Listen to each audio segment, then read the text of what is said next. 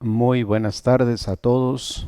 Hoy celebramos 13 de mayo la aparición de la Santísima Virgen allá en Fátima.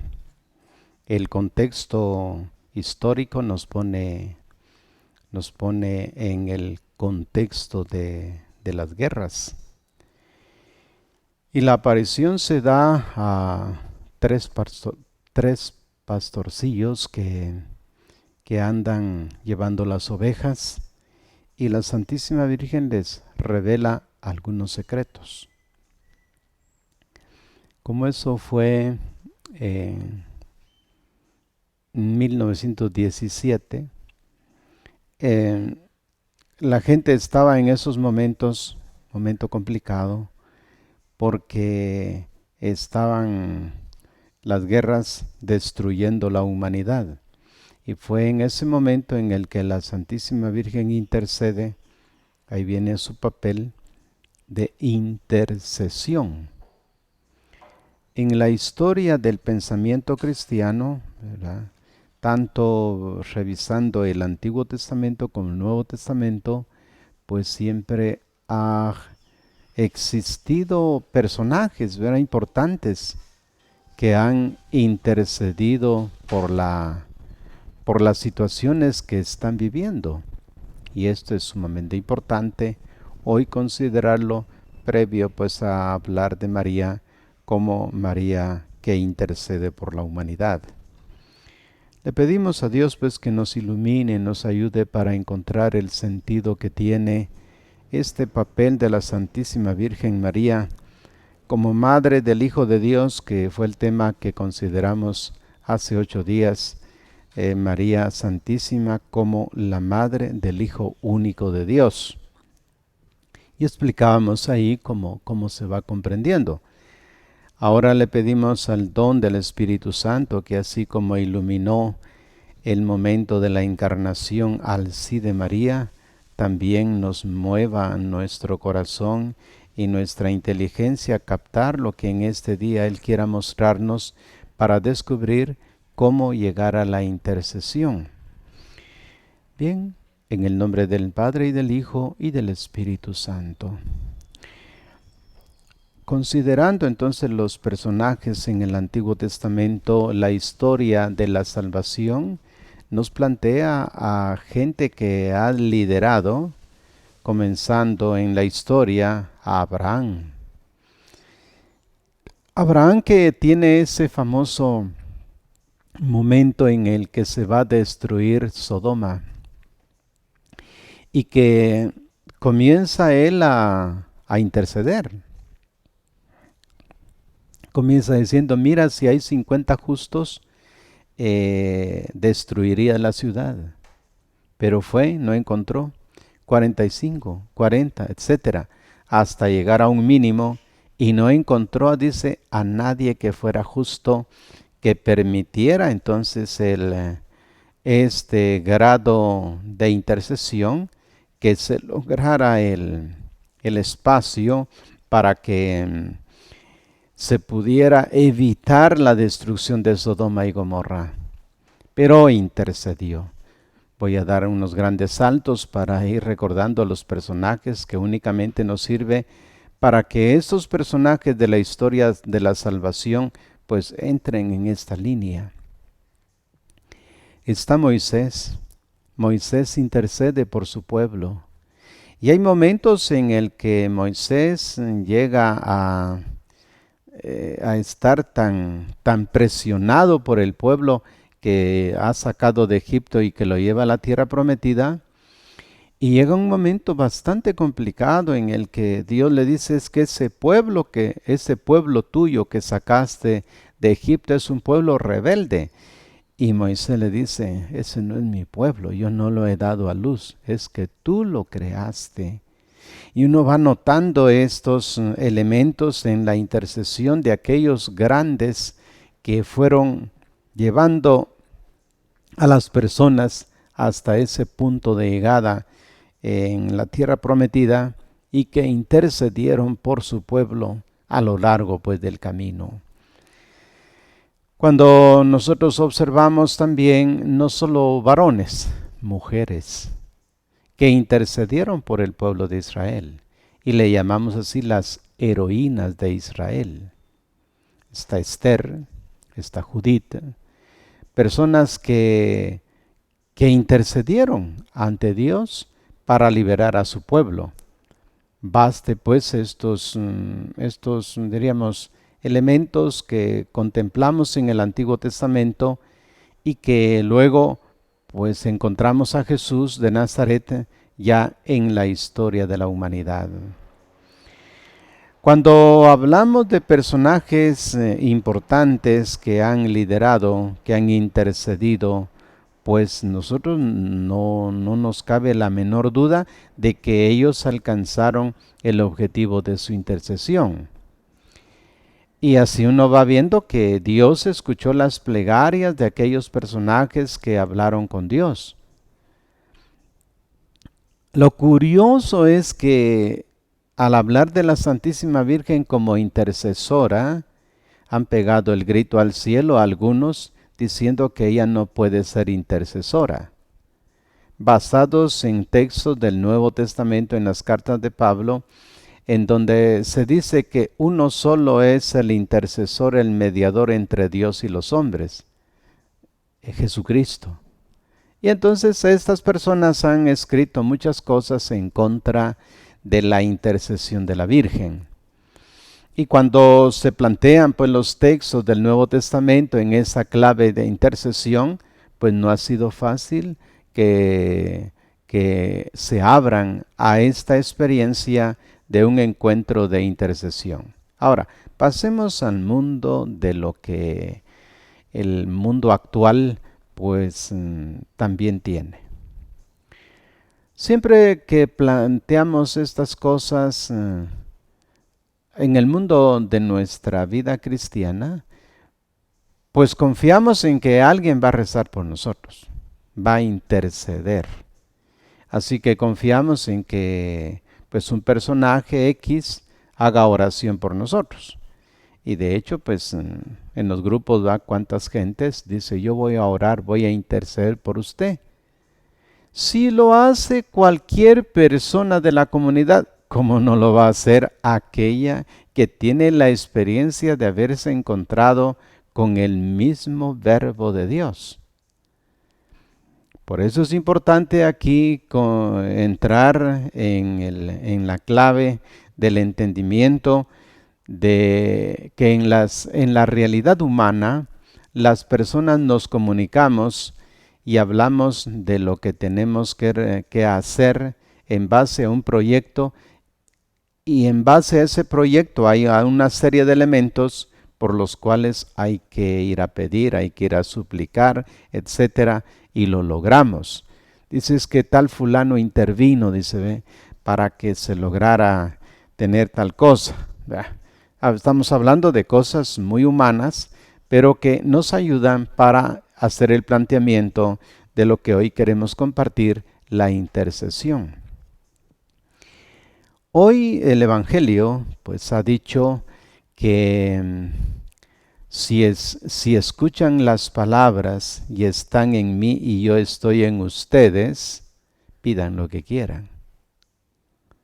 Es decir, si se conoce el proyecto de Dios y contribuye al proyecto de Dios lo que voy a pedir, entonces dice Jesús, pídalo. He dicho también que San Lucas en el capítulo, estamos allá hablando de los temas de la oración, y va a decir que, dice Jesús, bueno, si ustedes siendo malos saben dar cosas buenas a sus hijos, pues cuánto más el Padre Celestial dará cosas, lo que se le pida. Cuánto más no les dará el don del Espíritu Santo. Eso está en el Evangelio de Lucas capítulo 13, está en el capítulo, en el capítulo 10 quizás, el 10. En el 9 comienza Jesús a hablar de del ascenso a Jerusalén. Luego pues avanzamos un poquito más y nos va indicando en el capítulo 11 el tema de la oración. Entonces en 11:13 usted encontrará este texto en el que Jesús dice: ustedes deben aprender a pedir, pidan y se les dará, busquen y encontrarán, llamen y se les abrirá. El tema de la oración es el tema del encuentro, pero como ya he indicado, la clave que tenemos en este día, en la lectura de este miércoles quinto de Pascua, encontramos la clave que para orar hay que orar en la perspectiva del proyecto de Dios. Tenemos claro eso, de que para que las cosas se vayan arreglando tienen que estar en la clave del proyecto de Dios. El gran maestro de oración es nuestro Señor Jesucristo. Él nos enseñó qué es lo que hay que pedir. Siempre me ha llamado la atención en el capítulo 22 de San Lucas, que entra en esta clave orante antes de la pasión. Y el Señor sabe lo que va a pasar, sabe lo que va a suceder y por lo tanto dice ahora, el que sabe lo que va a suceder, ora por esa intención. La carta a los Hebreos dirá que en el momento difícil de la vida de Jesús, Él rogó al Padre y su oración fue escuchada. Dijo él: si es posible, aparta de mí este cáliz, mas no se haga mi voluntad, sino la tuya. Uno podría pedir, decir, bueno, es que se tiene que cumplir lo que yo le pido con fe. Sí, es verdad. Pero por eso ha dicho Jesús, que el Padre que es bueno dará lo que sea necesario. Y en esa clave, pues quien conoce un proyecto, quien conoce lo que el Padre quiere, pide en esa perspectiva. Bien, entremos pues ahora ya a considerar la figura de la Santísima Virgen en la comunidad orante. Cuando San Lucas escribe su evangelio y la coloca en el primer capítulo, pues la mayoría de personas decimos que en realidad la Virgen orante estaba en clave orante para que Dios le revelara su proyecto. La clave orante, tal como hoy lo dijo Jesús también, decía él que es la palabra de Dios la que ilumina al orante. Porque cuando uno lee la palabra, ahí está el proyecto de Dios. Yo lo que le voy a pedir es que esta palabra en realidad se me convierta en vida. Y no dudamos que en el momento en el que la Santísima Virgen recibió la visita del ángel Gabriel, como haya sido la experiencia, estaba ahí en diálogo con Dios. Por eso ese diálogo fue lo que provocó también en ella una serie de inquietudes. Dice, yo no entiendo esto, ¿cómo va a ser? Y el ángel le da la respuesta. Pero estamos hablando de un diálogo.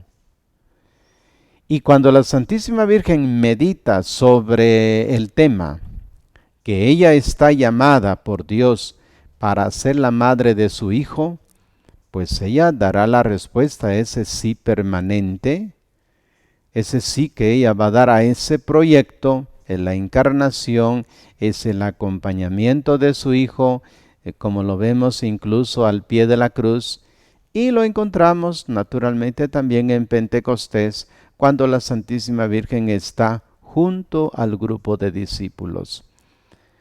Quiero que entendamos que esta mujer joven, quizás de unos 14 años, pues haya escuchado el mensaje, vio los pros y contras de lo que esto significaba para su vida, el abrirse a ese proyecto de Dios. Y aún sabiendo todas las cosas que tenía en contra, confió plenamente en Dios y le dijo sí al ángel Gabriel. Esa es la primera, diríamos, etapa de la vida de la Virgen en la que encontramos que ella fue visitada por Dios, le lanza un mensaje, ella lo reflexiona y al final dice sí. De forma que la oración va a consistir en esa escucha de la palabra por un mensajero, palabra que será meditada, interiorizada, y esta forma de internalizar el mensaje provoca en nosotros el sí o el no. Cuando se realizan las cosas que Dios le ha dicho a uno, entonces, al igual que la Virgen, uno le está diciendo sí. Puede ser que a uno le guste la lectura de la Biblia, que le gusten los cantos, que le guste la liturgia, pero que no quiere activar su fe. Y entonces nunca le dice sí a Dios. Dios le está invitando a que sea comunicador de esta buena nueva y usted en su interior dice, yo no puedo, yo no quiero y se acabó. Entonces uno está entreteniéndose con el mensaje, pero no lo activa. La Santísima Virgen nos da este ejemplo. Ella ha oído el mensaje, ella ha aceptado el mensaje y la encarnación es posible por el sí constante de María. Cuando ya tenemos ese sí permanente, lo que venga, así como lo hizo la Virgen, le fue bien, le fue mal, entre caídas y levantadas, como dice San Lucas en su texto, había muchas cosas que ella no entendía, pero que las guardaba en su corazón. Y es lo que nos suele suceder a nosotros en el seguimiento a la persona de Cristo. Hay muchas cosas que no entendemos. Son los misterios de Dios. Pero en ese no entender y aceptar seguir en ese camino, esa hermosa aventura es lo que nos lleva a este sí que uno le ha dado al Señor. Uno no sabe ni qué le va a pasar en el camino de la vida, pero uno ha dado un sí como la Virgen y por lo tanto sigue orando en esa misma perspectiva, pidiéndole al Señor ser fiel al proyecto que le ha planteado. En la medida en que uno va teniendo este acercamiento a Jesucristo, como lo dijo hoy, ustedes ya están limpios gracias a las palabras que yo les he transmitido, tan bello el pasaje. Si ustedes guardan mi palabra, mi Padre y yo vendremos y haremos nuestra morada en él.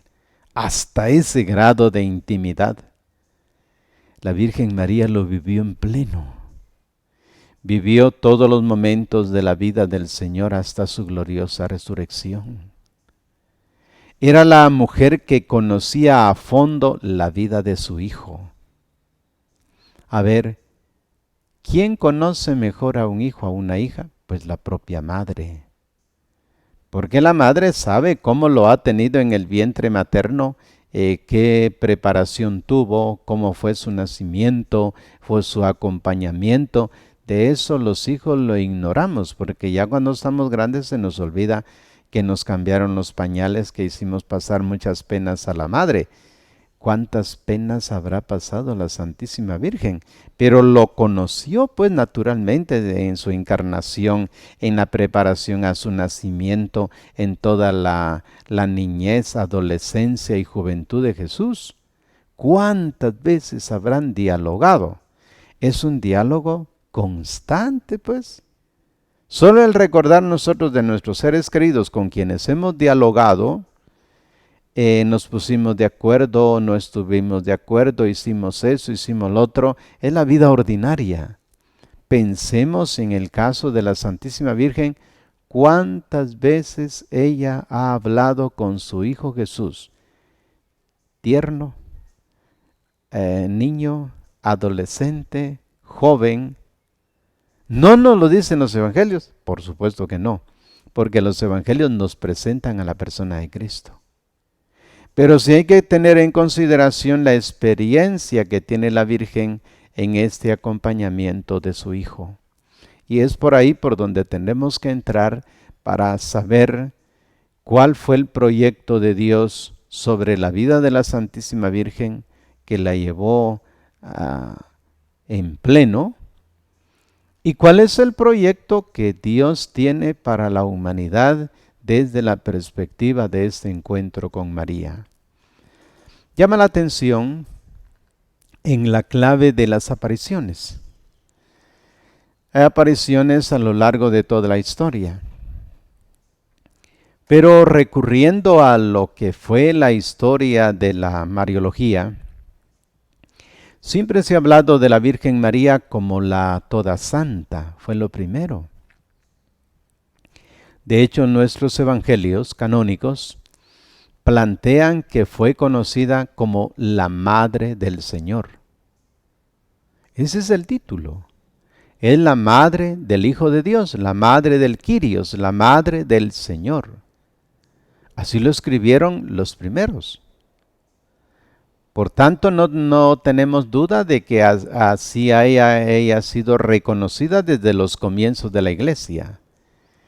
Quiero referirme ahora al texto en Hechos de los Apóstoles, en el capítulo 1, cuando nos dice que estamos en el capítulo 1, versículos 12 y siguientes, y dice que estaban reunidos en la parte superior los apóstoles junto con María, la madre de Jesús, y de sus hermanos, que haciendo oración. Quisiera fijarme en este punto para reflexionar hoy sobre la experiencia de la Virgen y la petición de María sobre la vida de la Iglesia. María Santísima es la experta en la recepción del Espíritu Santo. Si el Antiguo Testamento habla de personajes muy importantes que recibieron el don del Espíritu, la presencia del Espíritu, ella, por la encarnación, fue, dice, obra de Dios. El Espíritu Santo intervino para la encarnación del Hijo. Dice, el Espíritu Santo vendrá sobre ti, y la virtud del Altísimo te cubrirá con su sombra. Por eso el que ha de nacer de ti será llamado el Hijo de Dios. Observemos eso. El Espíritu Santo vendrá sobre ti. En esta línea, la Iglesia nos dirá que María Santísima es la experta en el don del Espíritu Santo. Naturalmente, con el tema de la gracia, tal como el dogma de la Inmaculada Concepción, se habla de que ella fue pura y sin mancha desde el primer instante de su concepción natural. Pero observemos que ella es la mujer experta en la recepción del Espíritu Santo. El Espíritu Santo vendrá sobre ti y te cubrirá con su sombra. Notemos nosotros esta presencia amorosa, esa sombra que es el símbolo del Espíritu. Esta mujer, la Santísima Virgen, que fue guiada por el Espíritu Santo, guiada a lo largo de toda su historia. Es la mujer que es iluminada por el Espíritu de Dios para que todos los acontecimientos de la vida de Cristo sean acontecimientos en los que está ella constatando que la obra que Dios comenzó en ella, obra que se va dando adelante. ¿Cuál es la obra? Ella es, en su maternidad, la madre del Hijo de Dios. En esta maternidad, los evangelistas contemplaron en realidad, tal como lo plantea en Hechos, de que ella no solo estuvo con los apóstoles en el tiempo histórico de Jesús, sino también estuvo con ellos después de que Jesús subió al cielo. Entonces, ¿ocupa un lugar importante en la comunidad cristiana? Sí, ahí lo tenemos en el texto. Ella está orando con los discípulos de su Hijo ¿Para qué? Para que descienda el don del Espíritu Santo. ¿Qué nos planteamos ahí? El papel de intercesión. Alguien que ya es experto en un determinado campo sabe dar las indicaciones a otros para que esos otros también hagan lo mismo de manera que tengan la misma experiencia. Y esto es lo que ha acontecido con la Santísima Virgen María. Ella, receptora del Espíritu, tiene la experiencia de Dios y ahora acompaña a la iglesia naciente para que también se prepare a la recepción del Espíritu Santo. La toda santa, como le decían los primeros cristianos, es decir, todos son santos en la comunidad, sí, es el término que utilizará San Pablo y los demás escritores para hablar de los cristianos, hablan de los santos. ¿Y a quién le va mejor el título que uno que otro? Pues igual a la Santísima Virgen, la toda santa, es conocida en la comunidad cristiana. Por eso nosotros hablamos de Santa María la Virgen. ¿Por qué? Pues porque así fue llamada desde el comienzo. Si a los cristianos se le llaman los santos, y en la comunión de los santos, y nosotros reconocemos que en todos aquellos en los que habitó el Señor son llamados santos, con mucha más razón la Santísima Virgen María. ¿Por qué? Pues porque tuvo la experiencia de la recepción del Espíritu. Pero haciendo esta comparación en el mensaje que se da en el Evangelio según San Lucas, en la recepción del Espíritu para la encarnación, dice el texto que ella, cuando recibió el don del Espíritu Santo y se encarnó en ella el Verbo de Dios, solo termina con el sí: he aquí la esclava del Señor, hágase en mí según tu palabra. Usted lo ve en el versículo 38. Pero si inmediatamente el versículo 39 usted contemplará y dice: y María inmediatamente se puso en camino hacia Incarim. ¿Qué es lo que está sucediendo? Que la fuerza del Espíritu Santo provocó en la joven María el deseo de ir a trabajar atendiendo a su prima Isabel, que estaba, dice, también ya en el 6º mes. Es verdad, es un camino bastante largo y montañoso, donde la Virgen pues va a comunicar la experiencia que ha tenido de la encarnación y la esperanza de que ha de nacer de Santa Isabel el precursor. Hay pues todo un proyecto y ese proyecto lo sigue la Virgen. Ahora ella, como primera evangelizadora, fruto de la presencia de Dios en su vida, ella se comunica allá a su prima Isabel y está ahí durante 3 meses, dice la Escritura. Y es ahí donde ella, pues según el texto lucano, se va a encontrar con Santa Isabel y vendrán todo lo que tenemos que en otro momento para hablar de este texto. Pero fijémonos en algún aspecto que nos plantea San Lucas en ese primer capítulo. La Virgen María recibió la palabra, naturalmente es el Verbo que se encarnó en su vientre, por obra del Espíritu Santo, y ahora le impulsa a comunicarlo a aquellos que tienen la necesidad de conocer la voluntad de Dios. Muy bien. Pero ¿qué sucede allá?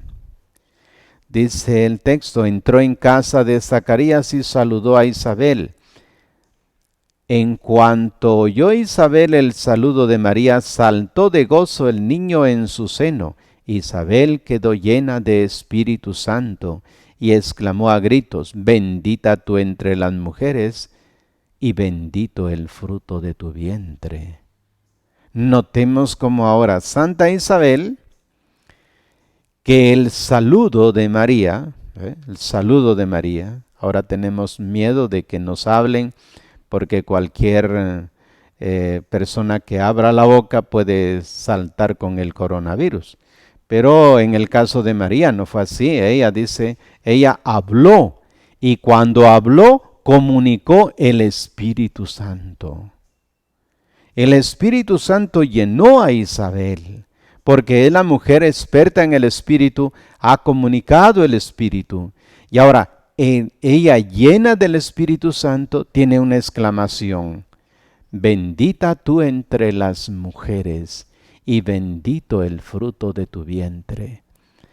Son los pilares del cristianismo, porque así comenzó la historia de la salvación, en la que aquella niña de 14 años ha recibido la palabra, mediante el Espíritu se ha encarnado el Hijo de Dios y ella se convierte en comunicadora de esta buena noticia, llevando el don del Espíritu con quien ella conversaba.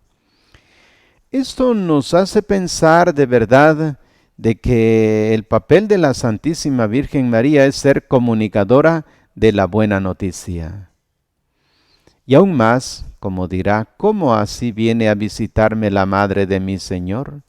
Porque apenas llegó a mis oídos la voz de tu saludo, saltó de gozo el niño en mi seno. Feliz la que ha creído que se cumplirían las cosas que le fueron dichas de parte del Señor.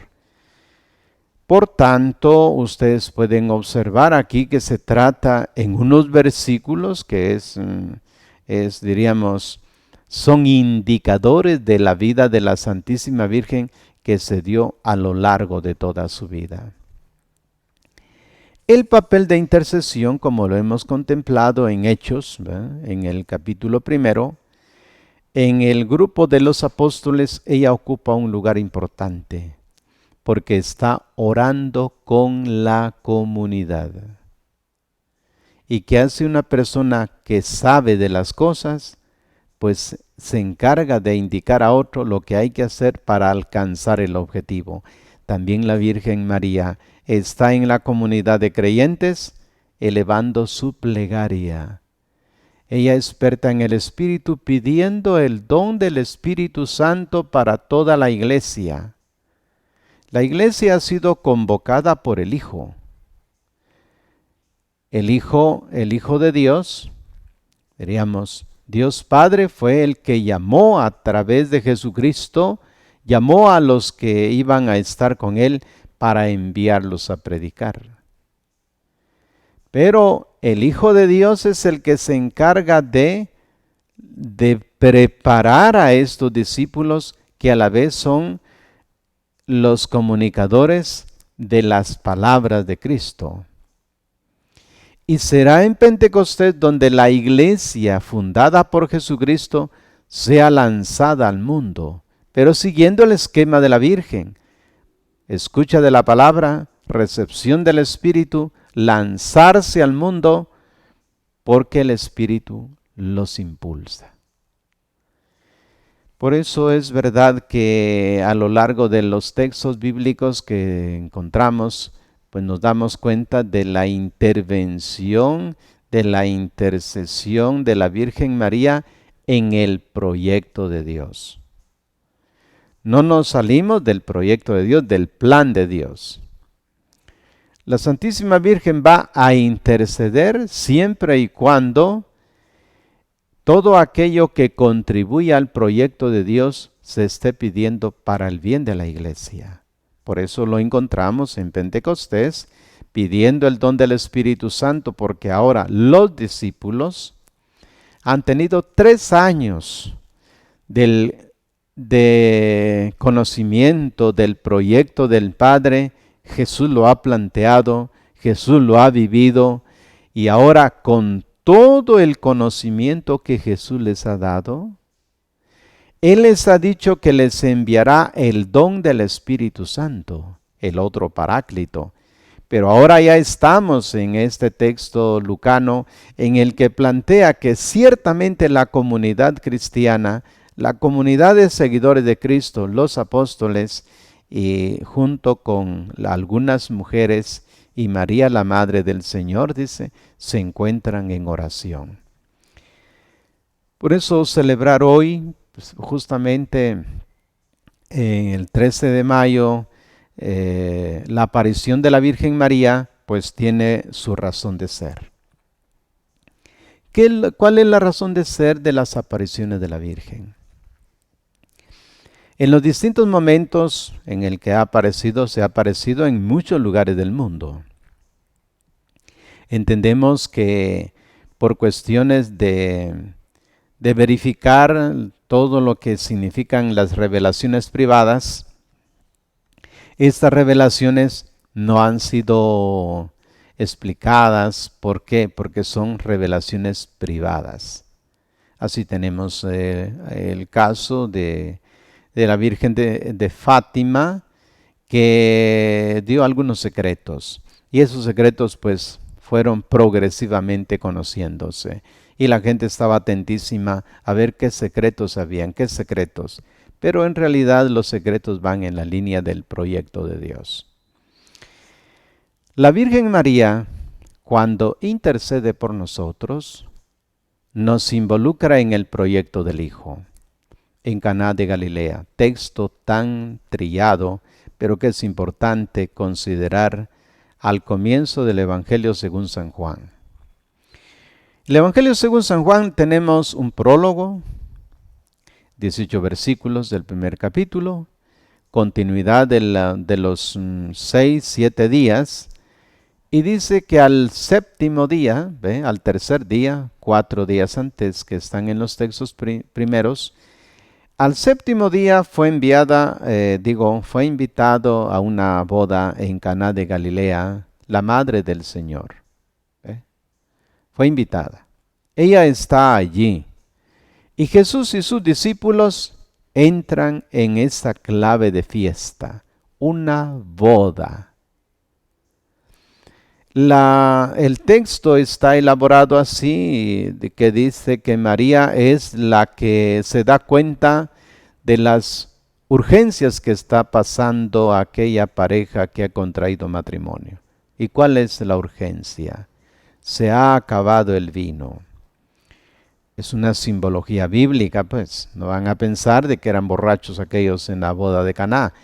Simplemente los evangelios, diríamos apócrifos, el pensamiento judío, que pensaba cuando viniera el Mesías, decían que cuando venía el Mesías habría una superabundancia de bienes. Esa sobreabundancia de bienes, que la pensaban así los judíos, observa ahora en nuestro escritor sagrado de que en aquella boda se va a dar el primer gran signo, el libro de los signos. El libro de los signos lo comenzamos en el capítulo 2 y terminamos en el capítulo 12 con la resurrección de Lázaro. Se habla de signos, no de milagros, sino de signos. Y en aquella ocasión en Caná de Galilea dice por la intervención de la madre, ella fue la que constató de que en aquella fiesta hacía falta un elemento muy importante como era el vino. Ya los cristianos, pues recuérdense que el Evangelio fue escrito hasta en los años 90, 100 después de Cristo. Ya era común desde los primeros años del cristianismo después de Jesús, de que se celebraba la Eucaristía, pues. Y siempre se celebra con el vino y el pan. Y entonces ya la presencia del resucitado se da a través de una liturgia que se concreta domingo a domingo en las comunidades cristianas. Tienen la experiencia del pan y del vino. Por eso para ellos la presencia del resucitado se dará a través del vino en abundancia. Y él dice que por la intervención de la Santísima Virgen fue posible que el Hijo de Dios realizara el signo. El gran signo que tenemos en la iglesia es la Sagrada Eucaristía. Como San Juan al final en estos signos dirá que de su costado al morir un soldado le atravesó el costado y que de su costado salió sangre y agua. Para hablar pues de este vino, de esta fuerza que viene directamente de Dios para poder llevar a cabo el plan de Dios. Entonces estamos en Caná de Galilea. Y en Caná de Galilea, dice, se realizó ese gran signo por la intervención e intercesión de una mujer frente a su hijo. ¿Qué dice el texto? El texto dirá, hijo, no tienen vino. Es la observación de la Virgen. Y Jesús dice, mujer, aún no ha llegado mi hora. Es importante el tema de la hora, porque a lo largo del Evangelio de San Juan se estará invocando siempre la hora. ¿Qué significa eso de la hora? Para San Juan la hora será el momento final de la vida del Maestro. Y es así como él dirá en el capítulo 18. Desde el capítulo 17 encabeza así el texto, Padre, ha llegado la hora. Porque es el momento de su crucifixión. Y en el capítulo 18 dirá, Padre, ha llegado la hora, ¿y qué diré? Líbrame de esta hora. No, para esto he venido.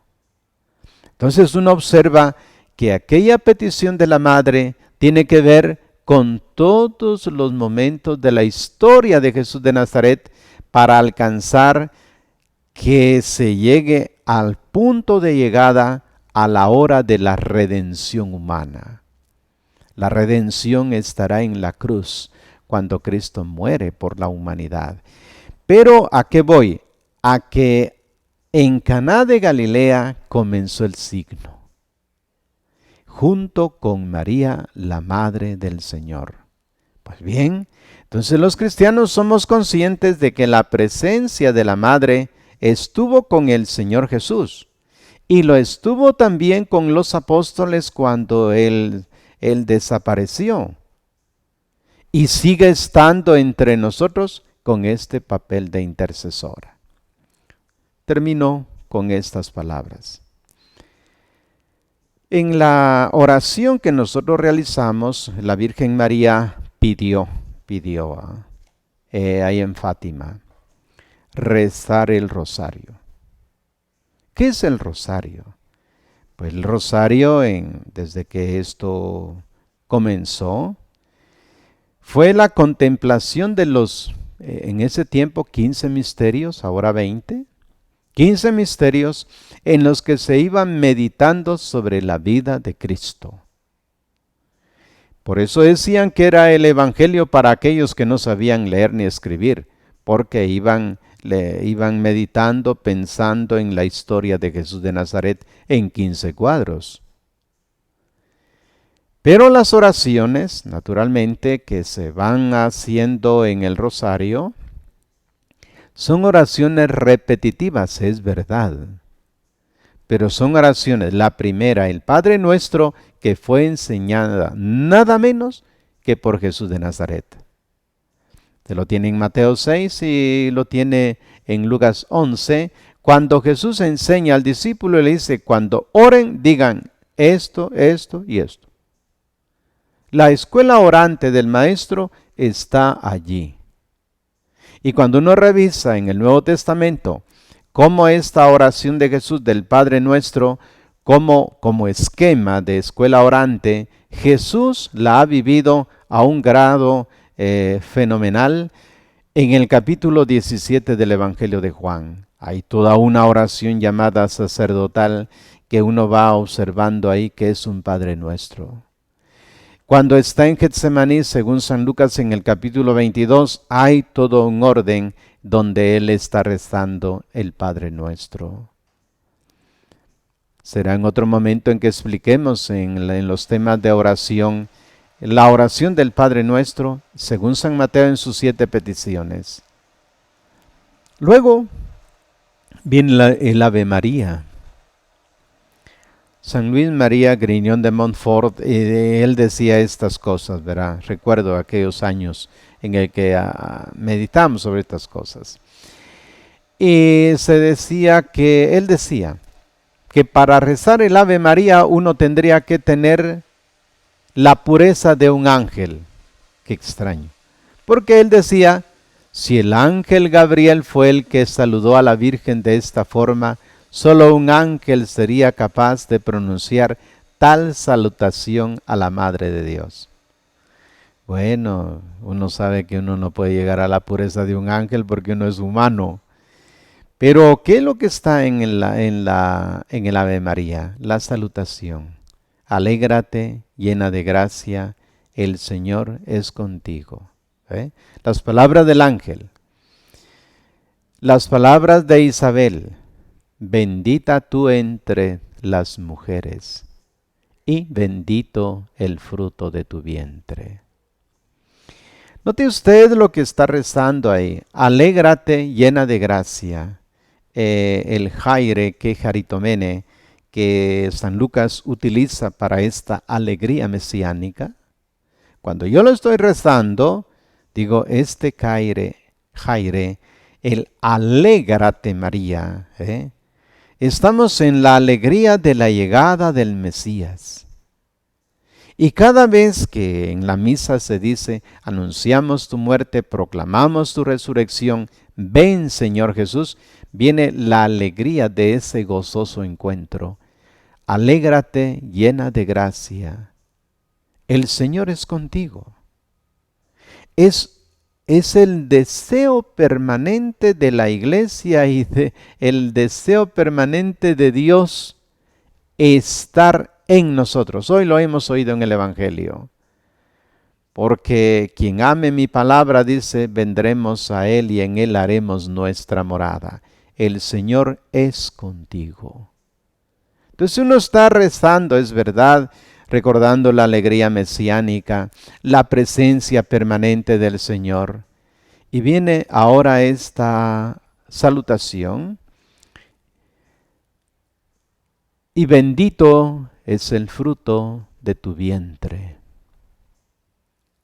Entonces, y bendito el fruto de tu vientre.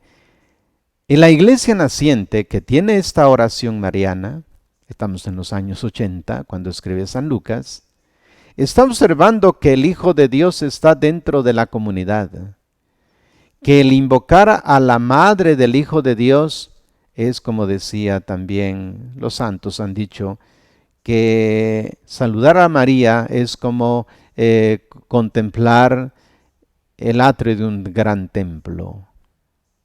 Hay que entrar, dice, para saludar y adorar al Señor de los señores, que es Jesucristo. Por eso el Ave María dice, y bendito el fruto de tu vientre. Para adorar al Señor Jesús, se pasa por esta puerta, diríamos, orante. Bendita tú entre las mujeres, ¿sí? Y bendito el fruto de tu vientre. Tú eres bendita, sí, pero por ti ahora entro a bendecir al que es bendito por los siglos. Hay un camino, pues, un camino de acercamiento. La finalidad es bendecir al fruto del vientre, que es Jesús de Nazaret. Luego, las oraciones, Santa María, Madre de Dios. Palabras que las tomamos de San Lucas cuando la Santa Isabel, ella se ha encontrado con la Virgen y le dice, ¿de dónde a mí que la Madre de mi Señor, que la Madre de Dios venga a visitarme? Ella le da el título de la Madre del Señor.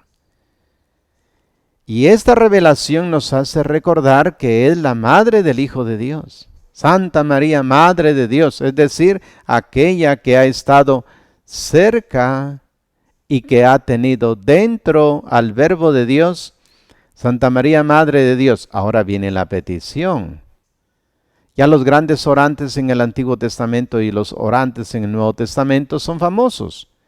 San Pablo, los apóstoles, Pedro, Juan y todos los que han intervenido, según se relata en los textos bíblicos, ellos oraban sobre las personas y venía el don del Espíritu Santo. Y son los apóstoles. cuánto más la Santísima Virgen, ella tiene ese papel de interceder ante su Hijo, como lo hizo en Caná de Galilea, de interceder ante su Hijo para alcanzar estas grandes bondades de Dios.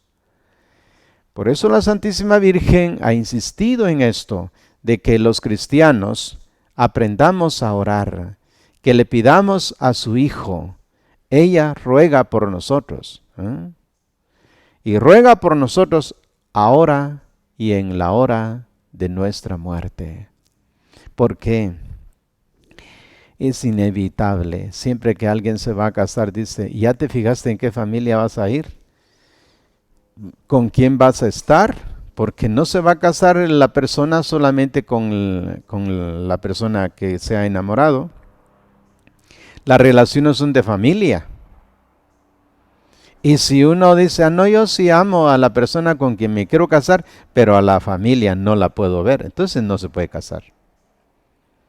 La Santísima Virgen es parte de la familia eterna, porque ella ha sido glorificada.